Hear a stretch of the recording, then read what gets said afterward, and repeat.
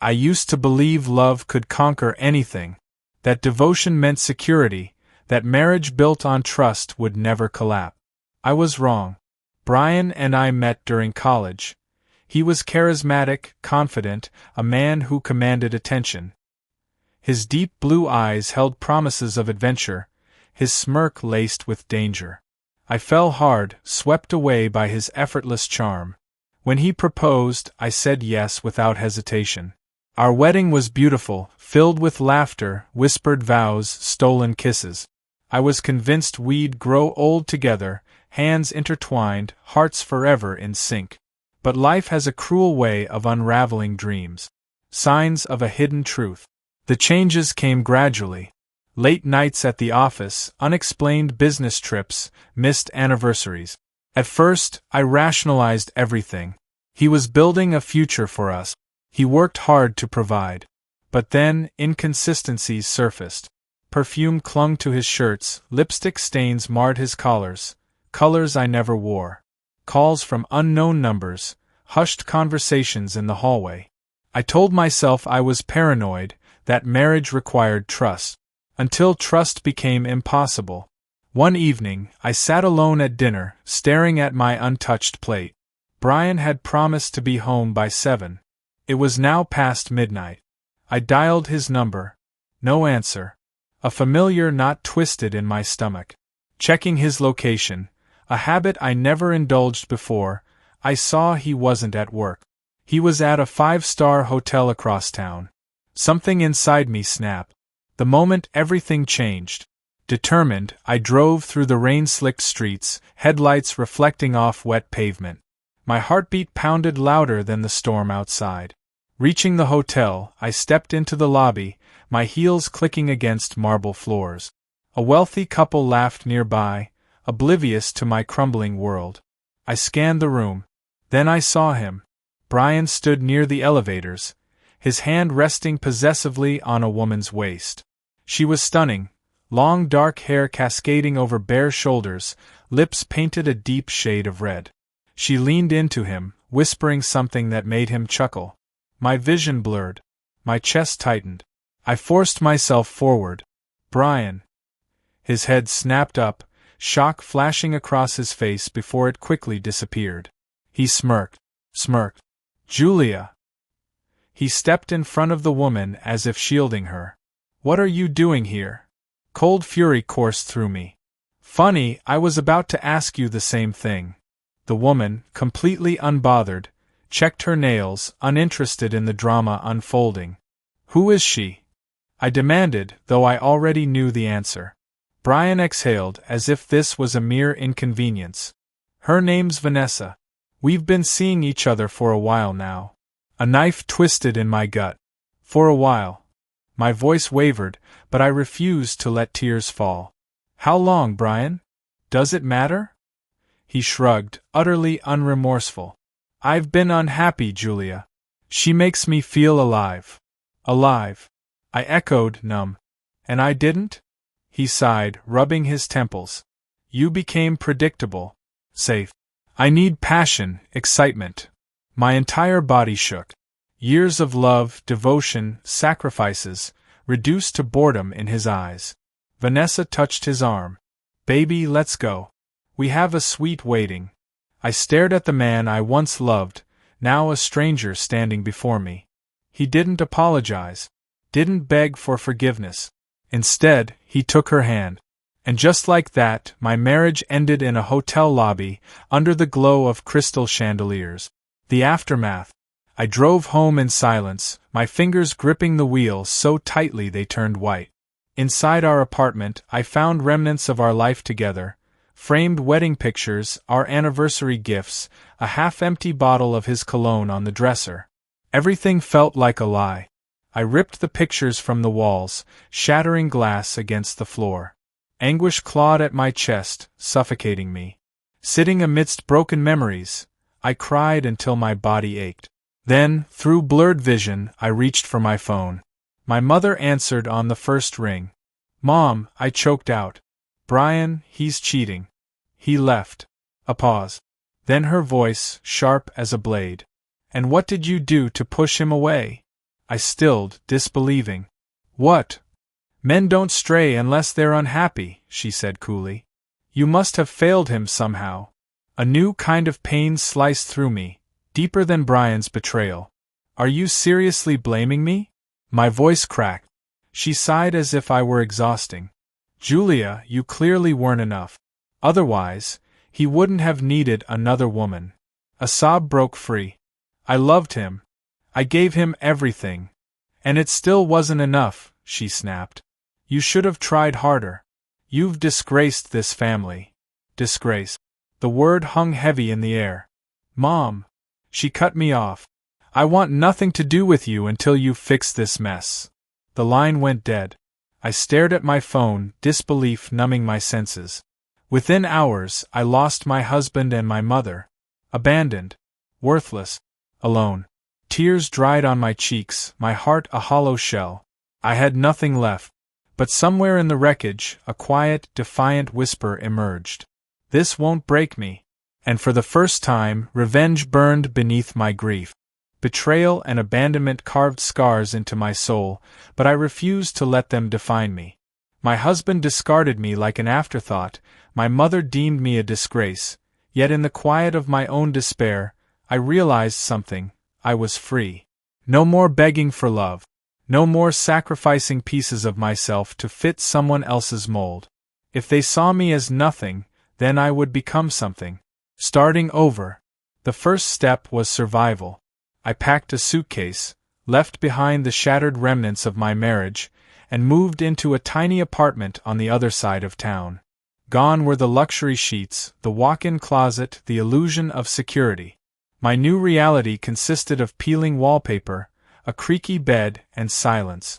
The kind of silence that forces you to face your own demons. I spent nights replaying every moment, dissecting every argument, wondering if I truly had failed Brian. Had I become too predictable? Was I too devoted? Did I suffocate him with loyalty he never wanted? Then, on one particularly lonely night, clarity struck. It wasn't me. It was never me. Brian was a man who thrived on the thrill of deception, the rush of conquest. He would have grown bored no matter what I did. And my mother? She was a woman who valued appearances over love. A woman who saw divorce as a failure, not a necessary escape. I stopped mourning people who never truly cherished me. Instead, I focused on myself. I poured my energy into my career, working overtime, proving my worth in a world that had tried to strip it from me. My dedication paid off. I climbed ranks, secured promotions, built a name independent of Brian's shadow. I transformed my body, not for revenge, not for anyone else, but for me. I took up boxing, let every punch release pent-up rage. I changed my wardrobe, replaced pastels with bold reds, traded comfort for confidence. For the first time, I felt powerful. The unexpected temptation. 6 months after Brian's betrayal, I met him. Lucas Blackwood. He walked into my office like he owned the world, broad shoulders, piercing green eyes, a gaze that could strip secrets bare. A new client. A powerful investor. And dangerously tempting. I told myself I wasn't ready. That love, lust, weren't things I could afford. But Lucas wasn't the kind of man who accepted hesitation. Julia, let's not pretend there's nothing here, he murmured after our third meeting, standing just a little too close. His cologne, dark, rich, intoxicating, wrapped around me. I swallowed, heart hammering. I don't mix business with pleasure. His smirk was lethal. Then let's take business off the table. God help me, I wanted to say yes. I wanted to forget Brian. I wanted to erase his touch with someone new. I wanted to lose myself in a man who wanted me. But fear held me back. Lucas saw it. You're still healing, he said, voice softer than I expected. But when you're ready, I'll be waiting. Then he walked away, leaving my world shaken. An unwanted blast from the past. Just when I thought I was moving forward, the past came knocking. Brian. He showed up outside my office one evening, leaning against his sleek black car like he had every right to be there. I nearly walked past him, but he called out, "Julia!" I froze. Slowly I turned, arms crossed. "What do you want?" His eyes roamed over me, lingering on the changes. My fitted red dress, my confidence, the fire in my gaze. "You look different," he admitted. "Thanks to you," I said coolly. A flicker of regret crossed his face. "Can we talk?" I should have said no. I should have walked away. But some wounds crave closure. So, against my better judgment, I agreed. The lies that never end. We met at a quiet bar, sitting across from each other like strangers. Brian sipped his whiskey, watching me. I made a mistake. I laughed, cold and bitter. Which one? The cheating or leaving me for her? He had the audacity to look pained. Vanessa wasn't what I thought she'd be. My stomach twisted. She dumped you, didn't she? A muscle ticked in his jaw. It doesn't matter. What matters is that I miss you. Rage and satisfaction warred within me. You don't miss me, Brian. You miss control. You miss knowing I'd always be waiting. He reached for my hand. "Come home, Julia." I jerked away. "Home? You burned that to the ground." He exhaled sharply. "I was a fool." "Yes," I agreed. "And I was a fool for ever loving you." His eyes darkened. "So, that's it? You're just going to walk away?" I smiled. "I already did." Then I left him there, drowning in the ruins of his own choices. And for the first time I felt truly free. But little did I know, Brian wasn't done with me yet. Walking away from Brian should have been the end. I had no more love left for him, no lingering hope, no foolish dreams of reconciliation. But some men don't accept rejection. I learned that the hard way. A ghost that wouldn't stay buried. Days passed after that disastrous meeting at the bar, but Brian didn't disappear. He started showing up, first at my office, then near my apartment. Not outright stalking, not enough to report, but enough to remind me that he was watching. Then came the text. "I miss you. We should talk. I made a mistake. You know we belong together." I ignored every single one. Then the messages turned darker. "Who is he? Don't think I haven't noticed the way you look at Blackwood. You were mine first." Rage burned through me. Brian had the nerve to act possessive after he was the one who threw me away? I refused to be afraid of him. But one night that changed. The breaking point. I had just finished a late meeting and stepped out of my office building when I saw him, leaning against a lamppost, cigarette between his fingers. Waiting. Annoyance flashed through me, but I kept walking. If I ignored him, maybe he'd finally understand there was nothing left to say. "Julia," he called out. I didn't stop. Footstep. Then a hand grabbed my wrist, yanking me back. My breath caught. "Don't walk away from me," Brian growled, eyes wild, desperate. I yanked my arm free. "Touch me again, and I'll break your damn fingers." He flinched at the venom in my voice but didn't back down. "You think I don't see what you're doing? You want to punish me? Fine. But I'm not letting you run off with some rich bastard just because. You don't get to dictate my life anymore," I snapped. "You lost that right when you cheated on me in a damn hotel lobby." His jaw clenched. "I made a mistake. You made choices." I stepped closer, voice sharp as a blade. "And now you have to live with them." His expression twisted. "He'll never love you like I did." I laughed, cold, hollow. "That's the point." Fury flickered across his face, but before he could respond, another voice cut through the night. "Is this asshole bothering you?" Lucas. A dangerous collision. Brian stiffened as Lucas stepped beside me, tall, commanding, exuding effortless dominance. His emerald green eyes locked onto Brian like a predator sizing up prey. Something dangerous curled in my chest. Lucas hadn't texted, hadn't called. Yet here he was, watching, waiting. Brian scoffed. "Of course. The replacement." Lucas didn't react. He just smiled. But it wasn't friendly. It was a warning. "You have 5 seconds to walk away," Lucas said casually. "Or I promise you won't like what happens next." Brian's fists clenched. I could almost see the war inside him, pride battling self-preservation. Then, without another word, he turned and disappeared into the night. But I knew this wasn't over.